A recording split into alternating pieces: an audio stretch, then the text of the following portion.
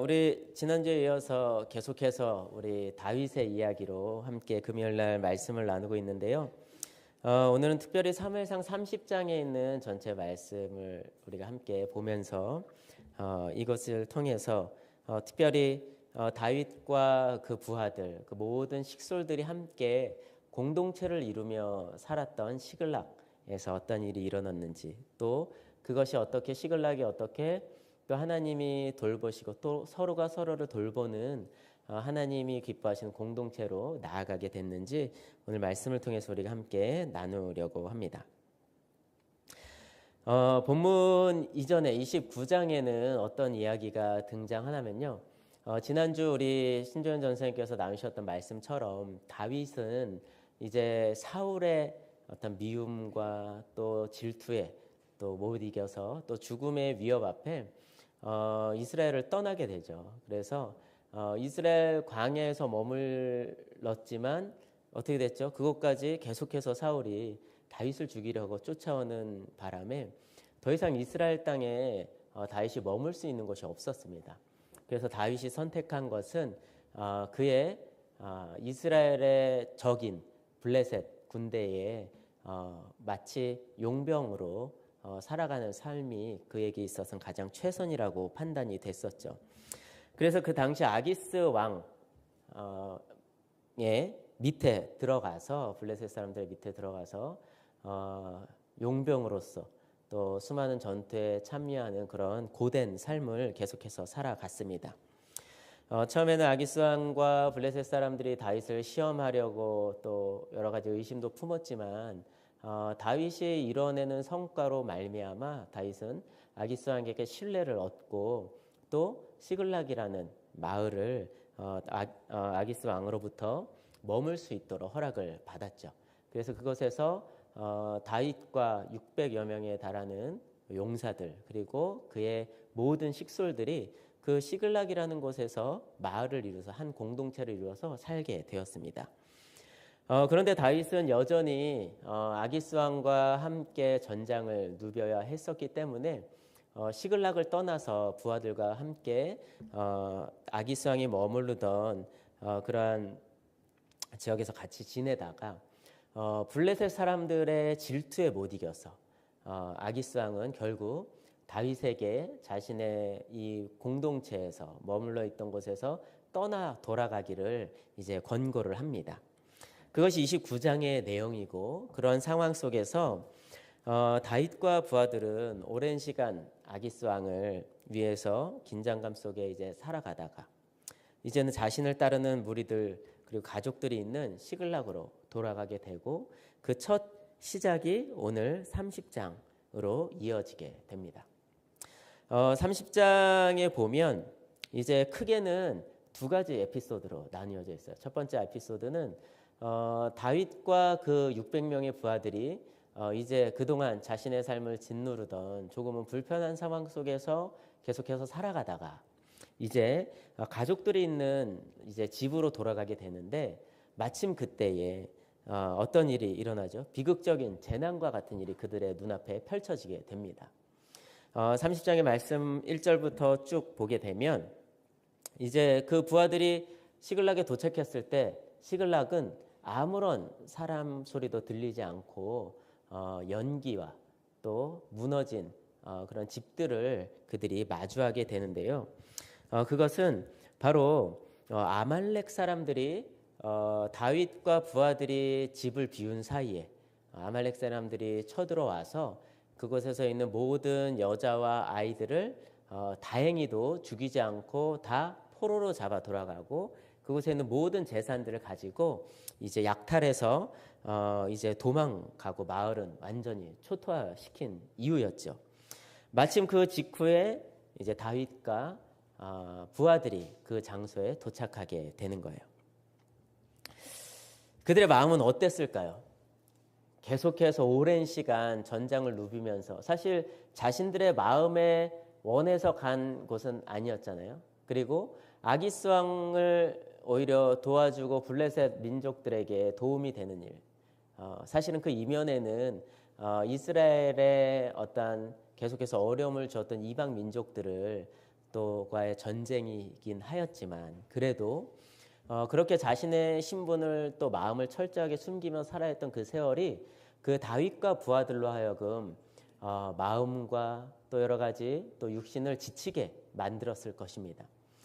그때 오랜만에 집에 돌아와서 이제 정말 쉬고 평안을 누리고 싶었지만 그들 앞에 그들에게 다가왔던 것은 그들을 맞이하는 자녀들과 부인이 아니라 모든 것이 다 망가지고 재앙과 같이 재난과 같이 변해져 있는 그 시글락의 상황이었던 것이죠. 그들 마음 가운데 분명히 큰 비탄과 절망과 또 더 나아가서 분노가 그들을 휩싸였을 것입니다. 그래서 본문은 이렇게 이야기를 하죠. 그런 상황들로 하여금 모든 그 부하들 중에 다윗을 그렇게 무방비 상태로 마을을 비우고 나아가서 결국 돌아왔을 때 자신의 가족들과 재산들을 다 빼앗긴 이 상황에 책임이 그들을 이끄는 리더인 다윗에게 있다고 생각을 했어요. 그래서 그들이 가지고 있던 큰 절망과 그 절망이 분노가 되어서 그 분노가 결국은 다윗에게로 향하는 일이 일어났습니다. 그래서 평생 그들을 돌봐주고 또 사랑으로 감싸서 정말 가족과 같은 공동체를 이루기 위해서 애썼던 다윗. 하지만 그들은 슬픔 가운데 더 이상 이성적인 마음들을 잃어버리고 다윗을 향한 분노로 그 모든 마음을 쏟아내게 되었던 것이죠. 큰 재앙은 사람을 최선으로 만들든지 아니면 최악으로 만드는 것 같습니다. 시글락에 닥쳤던 이 재앙과 같은 일은 다윗의 부하들에게 적어도 다윗의 부하들에게는 최악의 상황을 연출시켰던 것이죠. 우리가 너무나도 잘 아는 것과 같이 다윗이 사울의 또 죽음을 피해서 광야에 머물렀을 때 지금 600명이나 달하는 다윗의 부하들이 하나 둘씩 도시를 떠나서 다윗이 있는 동굴로 광야로 찾아왔습니다. 그들은 환난 당한 자 그리고 빚진 자 마음이 원통한 자들로 소개되어지고 있는데요. 다윗과 함께했던 광야의 생활 이후에 지금 비록 그들 마음 가운데 편하진 않았지만 다윗을 따라서 아기수왕의 또 용병으로서 살아갔던 그들의 삶을 통해서 그들은 하나님을 아는 것을 배워갔고 또 점점 더 서로에 대한 우정들 그리고 사랑을 회복하는 공동체로 변해갔습니다. 원래 영성이란 본래 그런 것이죠. 제가 지난번에 한번 금요기도 때 나누었던 것처럼 다윗은 광야에서 다윗다움을 회복함을 통하여서 정말 다시 말해서 사람다움을 회복함을 통하여서 정말 하나님께서 우리를 창조하셨던 창조의 원형은 무엇인가? 그것이 관계 가운데 어떻게 드러나야 하는가를 다윗은 깨달았어요. 그랬기 때문에 도시를 떠나서 환난당하고 또는 또 빚을 져서 더 이상 그것을 감당할 수 있는 능력이 없어서 자신의 터전을 버리고 광야로 나왔던 그 모든 사람들을 다윗은 하나님의 허락하신 마음으로 그들을 품고 그들 가운데 정말 관계 안에서 또 사회로부터 소외되고 깨어져 있던 그들의 삶을 회복시키는 일을 해왔던 것이죠. 시글락은 그들에게 있어서는 정말 천국과 같은 곳이었을 것입니다. 더 이상 그것에는 아픔도 없고 더 이상 시기와 질투도 없고 그렇죠. 누군가 나에게 빚을 독촉하는 그런 존재들도 없었기 때문에 그들은 다윗을 통해 하나님을 알아가고 또 기도하는 법을 알아가고 또 하나님이 그들에게 원하시는 삶이 무엇인지를 배워감으로써 정말 아름다운 사랑의 공동체를 이제 막 경험하기 시작했던 것이에요. 그런데 그러한 삶에 아말렉은 재앙이라는 조금은 그들이 생각지 못했던 선물을 전해주고 돌아갔던 것입니다. 그들의 집, 가족뿐만 아니라 그동안 형성되었던 그들의 신앙마저도 초토화시키고 흔드는 일이 벌어지고 말았던 것이죠. 우리가 예수 그리스도를 구주로 영접하고 이제 내 삶의 주인이 내가 아닌 예수님으로 받아들이며 살아가는 그리스도인들의 삶에도 때론 우리 신앙을 뒤흔들 만한 다양한 고난과 또 고통의 시기를 마주하기 마련입니다. 그동안 수고하고 애쓰며 일궈왔던 사업이 뜻하지 않게 위기를 맞이하는 상황이 되거나 또 어릴 적부터 부모 속 한번 썩이지 않던 나의 자녀들이 또 사춘기를 지나면서 갑자기 내가 알던 아들, 내가 알던 딸의 모습이 아닌 정말 낯선 아이들의 모습을 볼 때 급기야 성인이 되어서 신앙을 떠나 버리는 자녀들을 바라보면서 우리의 신앙에까지도 위기를 경험하게 되죠. 그 외에도 여러 상황들이 우리들의 신앙을 흔드는 일들로 우리에게 다가오곤 합니다. 우리 신앙을 뒤흔드는 상황이 문제일까요? 아니면 그 상황을 마주하는 나의 마음이 문제일까요? 오늘 시글락에서 이렇게 자신의 신앙을 송두리째 흔들어 버리는 상황을 마주한 다윗 그리고 그의 부하들의 반응이 우리에게 던지는 메시지에 우리 생각을 집중해 보면 좋겠습니다. 시글락에서 재앙을 마주하며 최악으로 치달은 다윗의 부하들과 달리 시글락의 재앙은 다윗에게는 최선을 끄집어내는 상황이 되었습니다. 부하들과 마찬가지로 자신의 부인들과 자녀들을 모두 빼앗긴 다윗의 마음도 아마 그 부하들의 마음과 크게 다르지 않았을 것입니다. 다윗 역시 비탄하고 또 쓰라림과 분노에 가득한 것이 분명합니다. 그래서 성경은 기록하기를 그들이 목 놓아 울 힘도 없을 정도로 울었다라고 기록하는 것을 볼 때 정말 얼마나 그 상황이 그들에게 큰 절망으로 다가왔는가. 다윗에게도 동일하게 그러한 절망으로 다가왔던 것이 분명하죠. 그런데 부하들의 마음 가운데는 그러한 분노와 여러 가지 어려운 상황들로 인한 상황이 그들의 분노로 그리고 살인을 하고자 하는 충동으로까지 이끌어 왔습니다. 우리는 여기서 그런 상황 가운데서 다윗의 삶을 보면서 참 놀라운 일을 발견하게 되는데요. 우리가 읽지 않았던 30장 6절에 이렇게 기록되고 있죠. 그러나 다윗은 자기가 믿는 주 하나님을 더욱 굳게 의지하였다. 다윗도 마찬가지로 슬픔과 고통 가운데 절망 가운데 머물러 있었습니다. 그런데 자신이 그동안 돌봐주고 또 하나님이 어떤 분이신지 또 우리가 하나님을 믿는 삶은 어떤 삶이어야 하는지 삶으로 가르쳤던 부하들이 갑자기 동일한 상황을 마주해서 자신을 죽이려는 그러한 움직임이 보이자 다윗은 그것으로 하여금 다시 한번 각성되어지는 일이 일어났던 것이죠. 오히려 부하들의 자신을 죽이려고 하는 그런 상황 속에서 그들을 나무라고 또 오히려 그들과 힘으로 그들을 제압하려고 하는 것이 아니라 다윗이 가장 먼저 취했던 행동은 하나님의 뜻을 구했던 거예요. 하나님을 의지했던 것입니다. 여러분 놀랍게도 재앙은 그 16개월이라는 오랜 시간 동안 아기스 왕에게 얽매여 있던 다윗을 즉각적으로 자유롭게 풀어주는 계기가 되었습니다.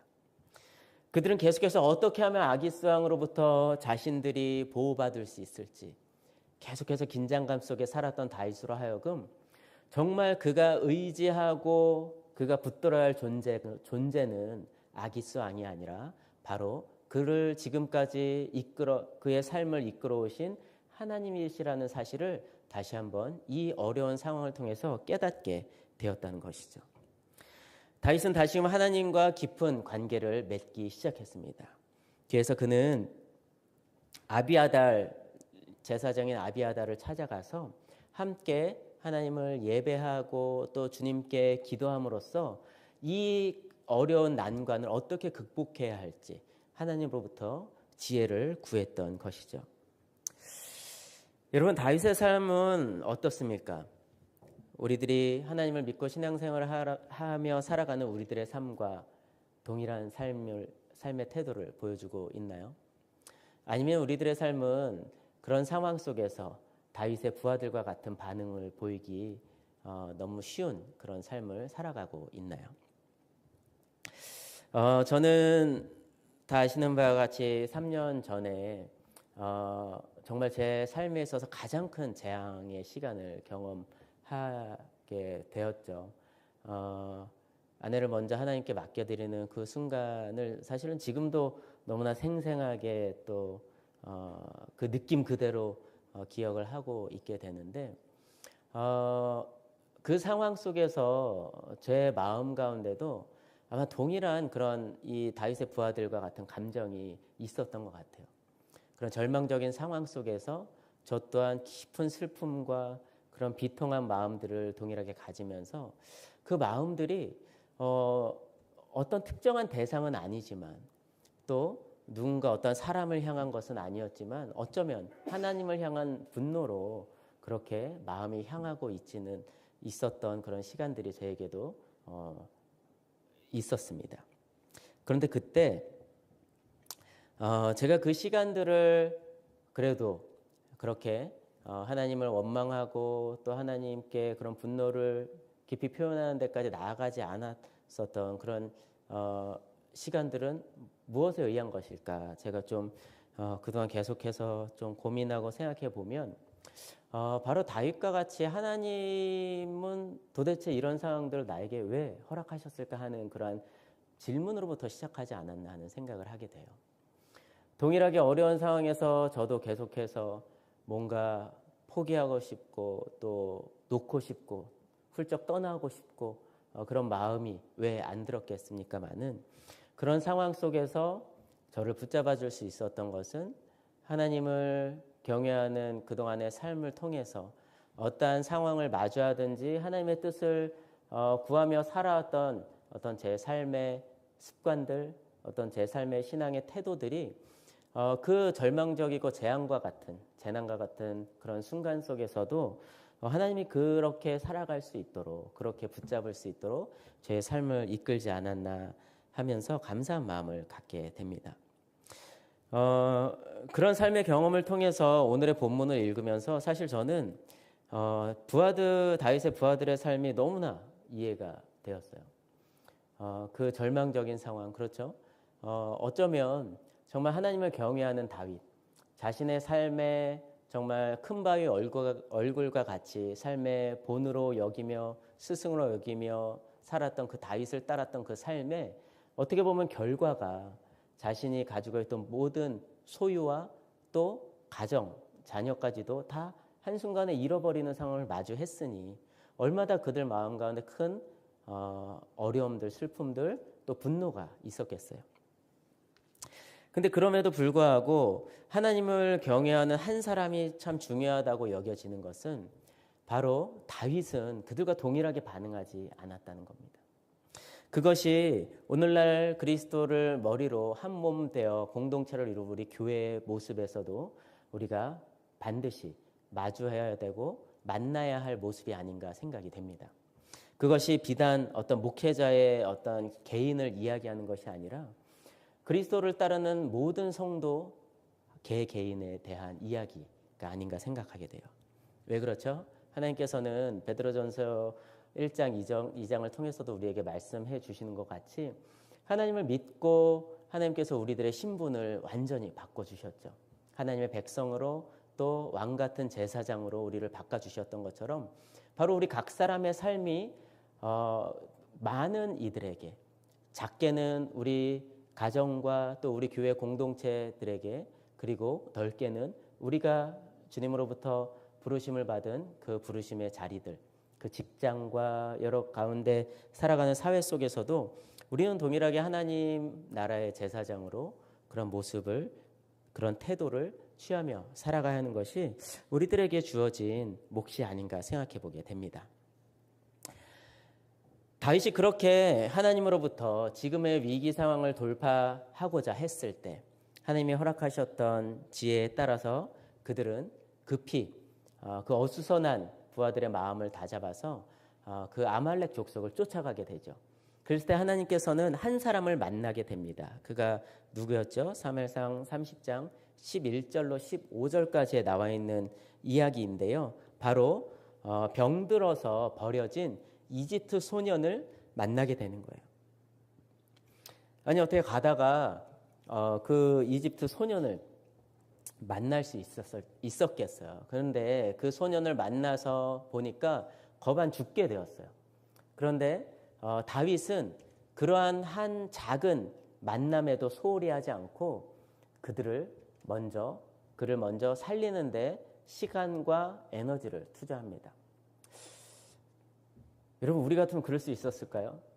당장이라도 빨리 나의 식구들이 어떻게 되는지 생사도 알 수 없는 그런 상황 속에서 한시라도 빨리 아말렉 족속을 쫓아가서 그 생사를 확인하는 일이 사실은 우리에게는 먼저 됐을 텐데 아마 다윗도 동일했겠죠. 하지만 다윗은 광야를 통해서 그가 되찾았던 다윗다움, 인간다움의 모습을 여기서도 우리는 다시 한 번 더 확인할 수 있게 되는 거예요. 한 영혼도 천하보다 귀하게 여기신 하나님 아버지의 마음을 다윗을 통해서 우리가 다시 한 번 더 마주하게 되는 거죠. 아마 다윗의 부하들은 답답해서, 그렇죠? 너무 답답하고 아니 도대체 왜 갑자기 또 이 죽어가는 우리가 어떻게 하지도 않고 그냥 지나가면 곧 죽을 만한 이 소년을 다윗은 누군지도 모르는데 살리려고 할까? 그렇게 생각했을지 모르겠어요. 그런데 다윗에게 회복되어졌던 인간다움, 다윗다움이 그 아이를 돌보고 또 다시 한번 또 힘을 주고 살려냈을 때 그에게 돌아왔던 것은 무엇이죠? 바로 그가 아말렉 족속이 있는 곳으로 그 다윗과 부하들을 안내했다는 거예요. 그는 어떤 사람이었습니까? 이집트 사람입니다. 그런데 아말렉 족속의 왕의 종으로 살고 있었는데 그가 오랜 시간 동안에 이렇게 이동하다가 병이 들자 아말렉의 왕이 선택했던 것은 그를 성가신 존재로 여겨 버려두게 되었던 거죠. 왜냐하면 광야에서 버려두면 아무도 모르게 그냥 죽게 되는 건 너무나 자연스러운 일이 아니겠습니까? 아마 이 세상을 살아가면서 우리가 종종 보게 되는 그런 모습은 아닌가 생각이 돼요. 이 세상에서는 정말 능력 있고, 그렇죠? 적어도 세상 기준에 있어서의 능력이 있고 또 나에게 도움이 될 만한 사람이 아니라고 판단되는 순간 많은 사람들이 그런 한 조직으로부터 또 어떠한 리더로부터 외면당하고 철저하게 또 무시당해지는 그리고 그 공동체로부터 내쫓김 받는 일들이 사실 이 세상에는 너무나도 비일비재하게 일어납니다. 하나님을 알지 못했던 아말렉 왕은 너무나도 지금의 우리가 살아가는 이 세상을 대변해주고 있는 것 같아요. 그런데 하나님의 사람들인 우리들, 다윗은 그 한 영혼도 귀하게 여기는 그런 시간들을 보내자 그들은 아말렉 족속들의 생사를 확인하고 자신들의 생사를 확인하고 급히 그를 쫓아가게 된 것이죠. 사실 다윗은 광야에서 버림당하는 것이 어떤 것인지 누구보다 잘 알고 있었던 거예요. 그래서 어려움을 당할 때 관대한 도움을 받는 것이 또한 그 광야에서 버림받은 그 사람에게는 어떤 의미로 다가가는지를 다윗은 그 삶을 통해서 이미 경험했기에 너무나도 잘 알고 있었던 것이죠. 시편 36편은 다윗의 그런 광야에서의 경험들을 그의 마음을 그리고 오늘 다윗이 마주하고 돌보고 있는 이집트 소년의 삶을 잘 표현해주고 있는 것이 시편 36편입니다. 제가 몇 절 한번 읽어보도록 할게요. 시편 36편. 악인의 마음 깊은 곳에는 반역의 충동만 있어 그의 눈에는 하나님을 두려워하는 기색이 조금도 없습니다. 그의 눈빛은 지나치게 의기양양하고 제 잘못을 찾아내 버릴 생각은 전혀 없습니다. 그의 입에서 나오는 말이란 사기와 속임수뿐이니 슬기를 짜내어서 좋은 일을 하기는 이미 틀렸습니다. 그렇게 자신이 마주했던 그런 악인들의 삶에 대해서 다윗이 그렇게 기록하고 있죠. 그런데 그 아래 다윗은 또 이렇게 이야기합니다. 하나님, 주님의 한결같은 사랑이 어찌 그리 값집니까? 사람들이 주님의 날개 그늘 아래로 피하여 숨습니다. 주님의 집에 있는 기름진 것으로 그들이 배불리 먹고 주님이 그들에게 주님이 시내에서 단물을 마시게 하십니다. 생명의 샘이 주님께 있습니다. 우리는 주님의 빛을 받아 환히 열린 미래를 봅니다. 주님을 사랑하는 사람들에게는 주님께서 친히 한결같은 사랑을 베풀어 주십시오. 마음이 정직한 사람에게는 주님의 의를 변함없이 베풀어 주십시오. 오만한 자들이 발로 나를 짓밟지 못하게 하시고 악한 자들이 손으로 나를 휘두르지 못하게 하여 주십시오. 그때 악을 일삼는 자들은 넘어지고 넘어져서 다시는 일어나지 못할 것입니다. 시편 36편에서 다윗은 광야에서 살아가면서 자신이 마주하게 됐던 여러 가지 다양한 상황들을 이렇게 표현하고 있습니다. 다윗은 이같이 보살핌을 받고 살아난 그 이집트인에게 은혜를 베풀면서 그 은혜를 받은 이집트의 소녀는 그 받은 은혜에 보답하려는 마음에 아말렉들이 어디에 있는지를 알려주게 됩니다. 병든 이집트 노예를 귀찮다고 버렸을 때 그들은 승리의 축제를 벌일 장소로 가던 길이었습니다. 그들이 어디 가는 길이었는지 정확히 알고 있었던 그 소녀는 다윗의 부대를 그리로 인도하게 되는 것이죠. 결국 이야기는 어떻게 끝날까요? 모든 것을 완벽하게 되찾습니다. 그들의 부인과 또 자녀들, 또 그들이 함께 데리고 있었던 모든 식솔들과 또 재산들까지도 하나도 남김없이 다 찾습니다. 그런데 하나님은 그뿐만 아니라 그 아말렉 족속이 다른 마을에서 약탈해 왔던 여러 재물들, 특별히 양떼와 소떼도 덤으로 얻는 일이 일어나요. 그렇게 다윗과 함께 자신의 자신들의 목적을 온전하게 200% 이상 달성했던 다윗의 부하들은 의기양양한 모습으로 이제 돌아오게 되죠. 그런데 한 가지 이야기 나누지 않았던 부분들이 있습니다. 600명의 용사들 중에 200명의 용사는요, 부솔이라는 시냇가에서 더 이상 다윗을 쫓아서 아말렉을 쫓아갈 힘이 없었어요. 그래서 그들은 그것에 주저앉게 되고 다윗은 400명의 사람들과 함께 이 일을 행하러 다녀오게 됩니다. 이 이야기는 사실 이곳에서 절정을 맞이하죠. 부솔 시내에서 머물러 있던 200명의 용사들은 자신의 가족들을 바라보면서 함께 기뻐합니다. 그런데 그때 다윗과 함께 나아가서 모든 자신의 재산과 가족들을 다 돌려받아 온 그런 수고한 400명의 사람들 중에 몇몇은 어떤 이야기를 하죠? 200명의 사람들에게 재산을 나눠줄 수는 없다라고 이야기해요. 그들로 하여금 자신의 아내와 자녀들을 도로 되찾아가되 그들의 재산들은 받지 못할 것입니다 라는 이야기를 하게 되는 거예요. 무슨 이야기입니까? 400명의 사람들 중에서는요, 정말 그들에게 인색한 사람들이 있었어요. 성경은 그들을 이렇게 기록합니다. 22장에 세 번역으로 읽을게요. 그러나 다윗과 함께 출전하였던 군인들 가운데 악하고 야비한 사람들은 거기에 남아있던 이들이 못마땅하여 자기들과 함께 출전하지 않았던 군인들에게 되찾은 물건을 하나도 돌려주지 말고 다만 각자의 아내와 자식들만 데리고 가게 하자고 우겼습니다.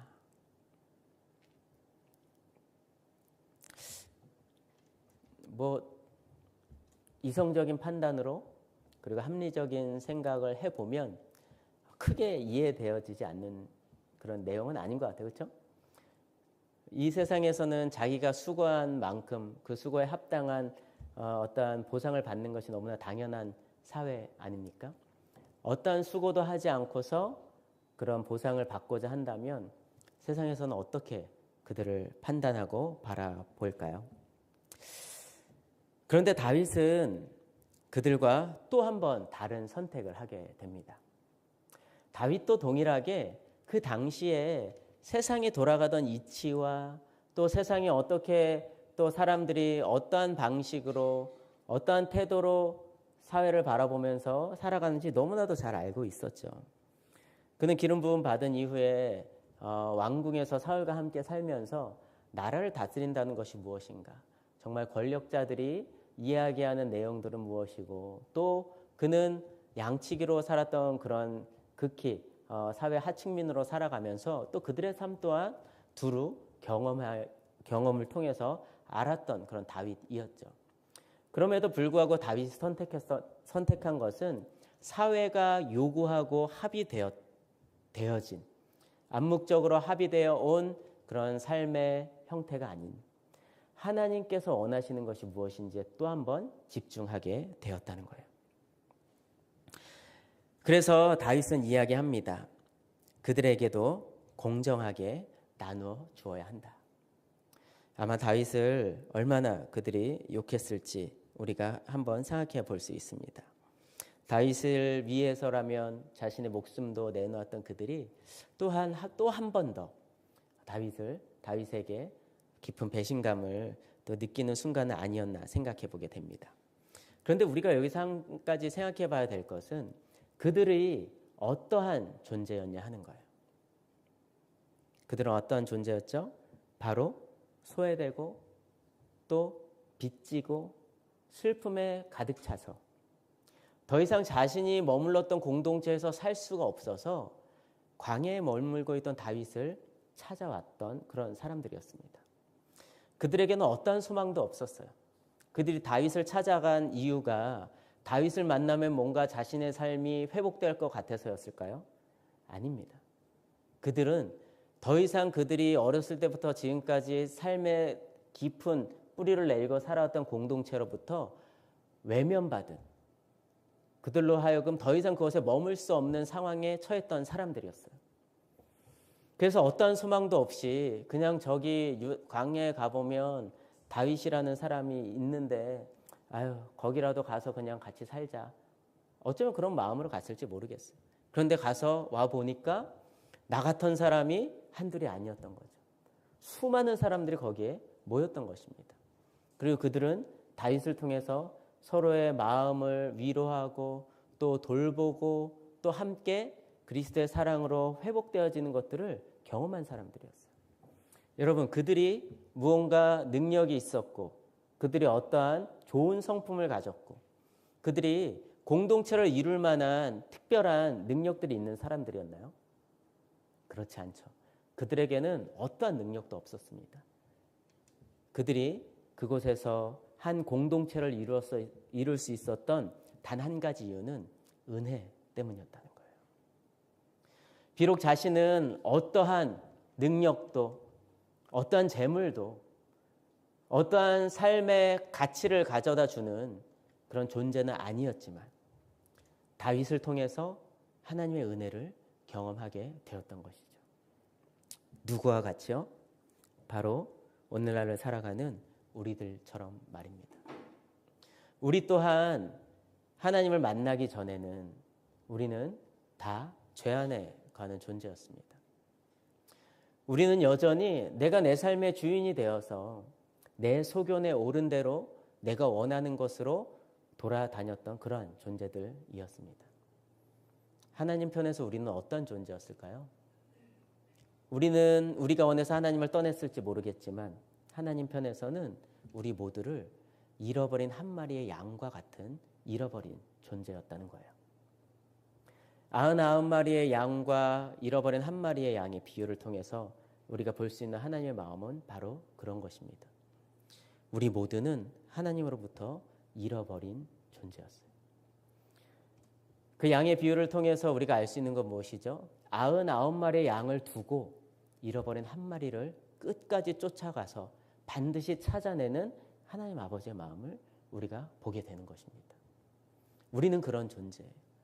우리는 죽음의 위협 가운데, 세상의 위협 가운데 그대로 노출돼서 살아갔지만, 그래서 그러다가 죽어도 그 누구도 모를 만한 그런 존재들이었지만, 하나님은 잃어버렸기 때문에 우리를 끝까지 추적하고 쫓아가서 우리를 반드시 찾아오신 것입니다. 그것이 우리가 지금 누리고 있는 은혜이지요. 사랑하는 성도 여러분, 다윗의 삶을 통해서 우리가 함께 보아야 할 것이 그것입니다. 다윗은 하나님을 경외함으로 또 자신이 원치 않았던 광야에서의 삶, 죽음으로부터 자신의 삶을 위협받았을 때 내어 쫓김 받아서 나아가 살 수밖에 없었던 그런 광야에서, 그리고 이러한 절망적인 상황 속에서 다윗은 하나님을 바라보는 법을 그는 배웠다는 거예요. 이러한 절망과 같은 상황들이 우리의 삶에도 얼마든지 언제든지 찾아올 수 있습니다. 누군가에게는 그것이 절망과 같이 보이지 않을지라도 적어도 나에게는 그것이 재난이고 절망과 같은 상황일 수 있습니다. 우리는 더 이상 세상에서 이야기하는 다른 사람과 나를 비교하는 삶을 살아서는 안 됩니다. 시글락에서 머물면서 하나님의 사랑을 배우고 공동체를 이루었던 다윗의 부하들은 여전히 그들의 삶을 이끌었던 삶의 습관을 그들이 감정적으로 요동하고 그들이 절망 가운데 처했을 때 다시 옛삶으로 돌아가는 모습을 보여주었지만 다윗은 그렇지 않았습니다. 이유는 단 하나죠. 그의 삶에 어떠한 상황과 환경과도 상관없이 하나님을 바라보고 의지하는 삶이 습관되어졌기 때문입니다. 사랑하는 성도 여러분, 우리도 다윗과 같이 그렇게 건강한 그런 성숙한 반응으로 살아가는 우리가 되기를 원합니다. 우리를 한 몸으로 한 공동체로 불러주신 그 주님의 은혜를 우리가 먼저 생각하면서 살아가기를 원합니다. 하나님이 우리를 공동체로 불러주신 것은 우리가 그렇게 하나님의 은혜를 경험한 자로서 이 깨어지고 또 아무런 소망도 찾아볼 수 없는 이 세상 가운데 하나님 나라를 이루며 살아갈 수 있도록 하기 위해서입니다. 나뿐만이 아니라 나와 동일하게 전적인 하나님의 은혜로 구원을 받은 우리들의 삶은 우리를 한 몸 되게 하신 그 주님의 그 사랑으로 하나 되게 하신 것을 지키며 살아가는 사명 가운데 우리를 부르셨음을 우리가 기억했으면 좋겠습니다. 여전히 우리의 공동체 안에는 다윗의 부하들과 같이 연약한 사람들이 있습니다. 어쩌면 어떠한 상황 속에서는 내가 그 부하들과 같은 반응을 보이는 존재가 될 수도 있습니다. 여러분, 그런데 그럴 때에 우리가 생각해야 될 것은 무엇일까요? 왜 나는 이렇게 연약하고 왜 나는 계속해서 나의 옛 습관으로 돌아갈까 하며 절망하는 것이 아니라, 이럼에도 불구하고 여전히 주님의 그 은혜를 힘입어서 믿음으로 살아가는 나의 믿음의 가족들, 우리 교회 공동체들이 있다는 것을 우리가 바라보면서 다시 한 번 더 일어설 수 있는 것이죠. 시글락에 있던 다윗의 부하들은 다윗을 통해서 하나님이 어떤 분이신지를 배워갔습니다. 다윗의 삶을 통해서 하나님이 어떤 분이신지를 그들이 알았을 뿐만 아니라 하나님을 아는 자의 삶은 어떠한 삶이어야 하는지를 배워갔던 것이에요. 여러분, 주위를 한번 돌아보시겠어요? 우리 주변에 있는 사랑하는 우리 모든 성도님들이 바로 그런 존재들입니다. 나 또한 그런 존재인 거예요. 어떠한 삶의 영역에 있어서는 내가 누군가의 본이 되는 삶이 되어질 수 있고요.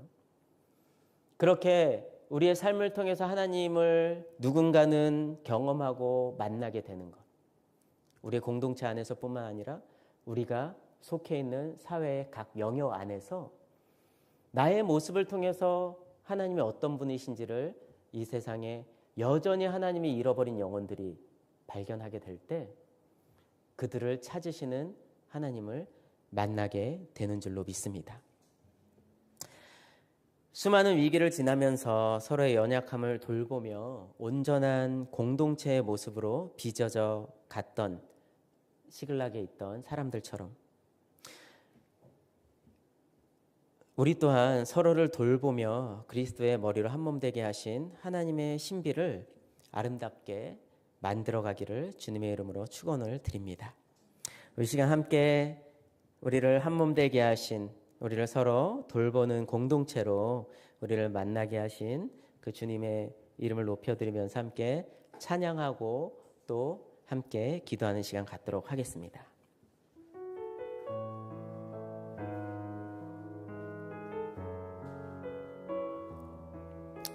우리 찬양의 가사를 묵상하면서 함께 고백합시다. 작고 약한 내 모습, 작고 약한 내 모습, 기댈 곳도 없는, 우리 조금만 빨리 부를까요? 나를 위로하시려 교회를 세우셨네, 교회를 세우셨네.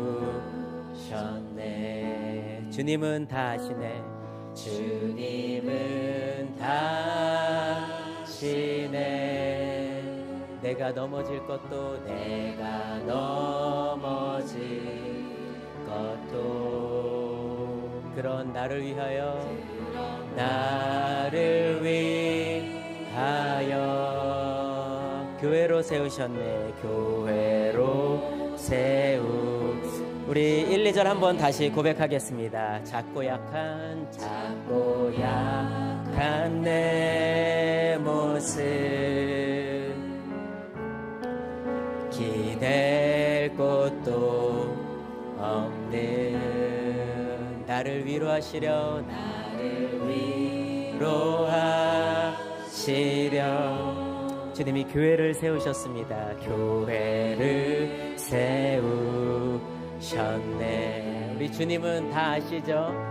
주님은 다 아시네. 때론 우리가 넘어질 것도, 내가 넘어질 것도, 그런 약한 우리를 위해, 나를 위하여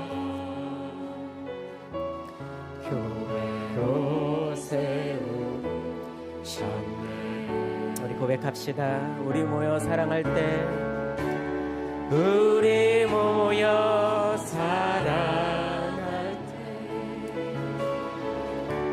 주님 위로하시네. 우리 함께 기도할 때 회복을 이루시네. 너를 위해 기도해. 눈에 보이지 않아도 주가 이뤄 가심을 믿네. 주께서 세우신 이 교회와 하나 되게 하심을 마음 다해 힘써 지키리. 우리를 한몸 되게 하신 우리 성도를 바라보면서 우리 모여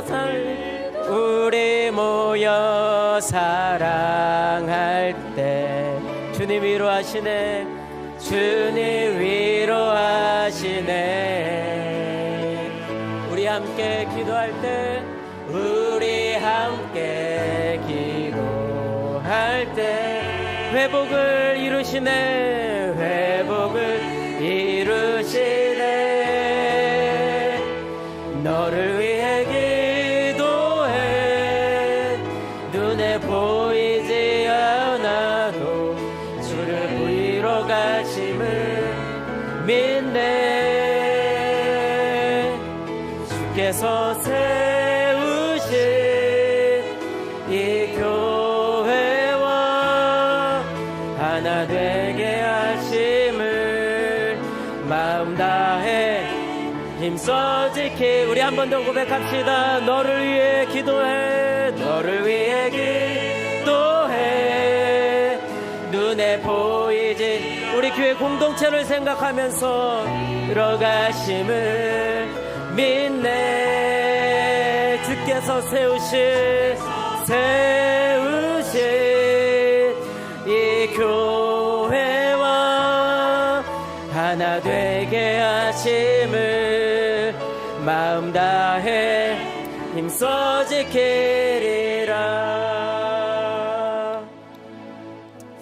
그렇습니다. 주님이 우리를 향해 또 기대하시는 것이 한 가지 있다면 바로 주님의 몸된 교회를 하나님의 뜻 가운데 온전히 세우는 것임을 믿습니다.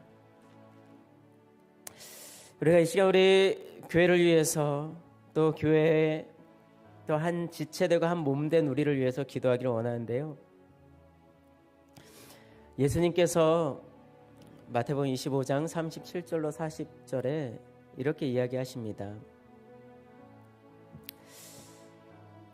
제자들에게 주님께서 칭찬하시면서 이야기를 할 때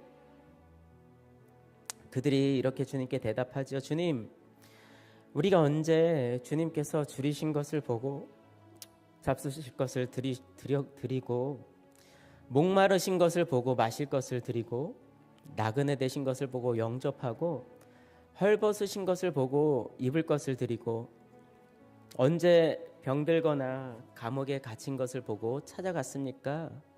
라고 이야기할 때 예수님이 이야기하십니다. 내가 진정으로 너에게 말한다. 너희가 여기 내 형제 자매 가운데 지극히 보잘것없는 사람 하나에게 한 것이 곧 내게 한 것이다. 예수님을 만나기 전에 우리는 한없이 작고 연약한 존재였습니다. 우리가 이 땅 가운데 또 이 교회의 한 몸을 이루면서 살아갈 때 그러한 연약한 존재가 나였음을 언제나 기억하면서 우리를 한 몸 되게 하신 교회 성도들과 예수님을 바라보며 한 몸 되게 하신 교회 성도들과 서로 돌보고 하나님이 기뻐하시는 아름다운 공동체로 우리 교회가 세워져 가기를 원합니다. 우리 그런 마음을 가지고 먼저 주님 앞에 우리 교회를, 우리 모든 성도님들을 올려드리면서 함께 기도하며 나아갑시다. 함께 기도하겠습니다. 하나님 감사합니다. 여러분, 하나님 그렇습니다. 우리가 하나님 예수님을 만나기 전에는 하나님 다윗의 부하들이 보였던 그런 반응처럼 철저하게 나의 감정에 충실하고 나에게 닥쳐오는 상황과 환경 가운데서 내게 드는 감정에 충실하면서 살았던 아버지, 그런 한없이 연약하고 아버지 미성숙했던 사람이 바로 나였음을 하늘 주님께 고백합니다. 아버지, 그런 나를 예수님을 통해서 온전케 하시고 하나님 예수님을 통해서 한 몸 되게 하신 우리 교회 성도들과 한 공동체를 이루는 은혜를 허락하셨음에 감사를 드립니다. 아버지, 이 시간 기도하는 것은 아버지, 그렇게 주님이 우리의 삶 가운데 허락하신 아버지 우리 성도들과 함께 아버지 서로의 연약함을, 서로의 삶을 함께 돌보며 하나님이 기뻐하시는, 하나님이 진짜 원하시는 아름다운 공동체를 이루어가기를 간절히 원합니다. 세상에서는 아버지 나 자신에게 집중하도록, 너의 삶이 최고라고, 너의 삶이 그 무엇보다 중요하다고만 계속해서 우리에게 말하고 우리를 세상으로 하여금 멀어지도록 계속해서 이야기하지만 하나님, 세상의 소리에 귀를 기울이지 않는 것이 바로 주님을 믿는 우리들의 삶인 것을 아버지 오늘 다윗의 인생을 통해서 우리가 다시 한 번 더 보게 하시니 감사합니다. 아버지, 다윗이 그 삶 가운데 허락하셨던 하나님의 은혜를 먼저 누리고 하나님 그들에게 허락한 아버지 소외되고 세상으로부터 멀어지고 아버지 외면받았던 아버지 그 많은 사람들을 하나님 아버지의 사랑으로 온전히 회복시켜서 정말 그들이 잃었던 아버지 세상의 소망과 아버지 희망을 되찾아주며 아버지의 사랑으로 아름다운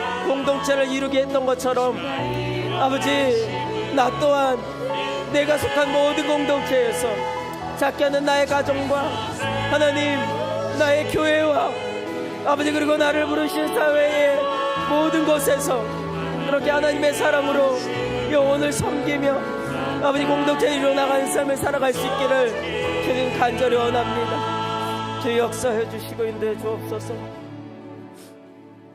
우리 한 가지 더 기도하고 싶은 것은 예수님의 말씀처럼 너희가 여기 내 형제 자매 가운데 지극히 보잘것없는 사람 하나에게 한 것이 곧 내게 한 것이다 말씀하신 예수님의 말씀처럼 나와 우리를 넘어서 하나님을 떠나 하루하루 힘겹게 살아가는 이웃들을 향해 예수님을 드러내는 삶을 살기를 원한다고 우리가 함께 기도했으면 좋겠습니다. 하나님이 우리를 구원하신 것, 그것은 나 자신만을 위한 것이 아님을 우리가 너무나 잘 알고 있습니다. 하나님이 우리에게 그렇게 구원의 은혜를 베푸신 것은 은혜를 먼저 누리고 있는 우리가 아직 하나님이 잃어버린 그 영혼들, 하나님이 정말 천하보다 귀하게 여기는 그 영혼들을 향해 그 은혜를 나누기를 원한 것임을 다시 한 번 더 고백합니다.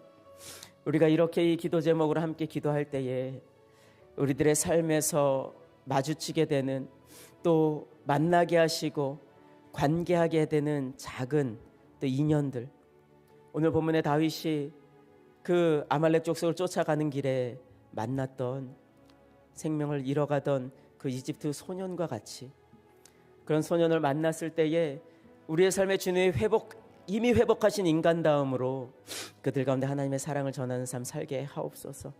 우리가 함께 간절히 기도하고 오늘 단톡방에 올려주신 중보 기도의 제목을 가지고 또 개인이 들고 나오신 기도의 제목들을 가지고 기도하시다가 돌아가도록 하겠습니다.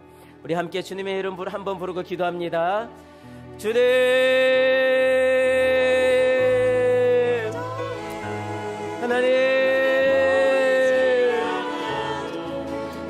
하나님 우리는 잘 알지 못하지만